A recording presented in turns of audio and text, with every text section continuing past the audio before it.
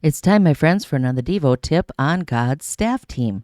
We're going to look at Jesus' temptation and the role of angels. Well, God created a celestial staff team to assist his people on earth. Who comes to his staff meetings? Well, we're learning that cherubim, seraphim, and angels attend.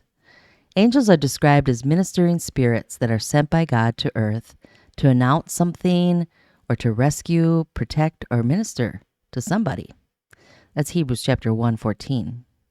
It may surprise you to know, contrary to popular opinion, that nowhere in Scripture do we see angels with wings, and they don't have capes either. Let's look at Psalm 91. It begins with, "He who dwells in the shelter of the Most High will abide in the shadow of the Almighty." We've all made it this far because nothing has overcome us. We owe our resilience entirely to God's gracious care. So, we need not fear the terror of the night, nor the arrow that flies by day, nor the pestilence that stalks in darkness, nor the destruction that wastes at noonday. It's interesting, in the history of the interpretation of Psalm 91, most Jewish and Christian readers assumed that the terror of darkness and destruction referred, at least in part, to demonic powers. The real enemies that threaten God's people are not political opponents, natural disasters, and illness. So it's no coincidence that in the Gospels, clear references to Psalm 91 are found in contexts that have to do with demonic powers. Ironically, the devil quotes almost verbatim this anti-demonic psalm, confirming that Scripture can be used for nasty purposes. So in the temptation of Jesus, Satan essentially says, "Jump, Jesus, jump. If you are the Son of God, throw yourself down, for it is written, He will command His angels concerning you, and on their hands they will bear you up, lest you strike your foot against a stone."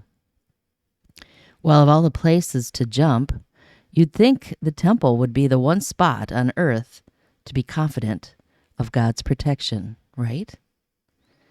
Yet, it does raise an obvious question. Would God command his angels to catch Jesus if he jumped?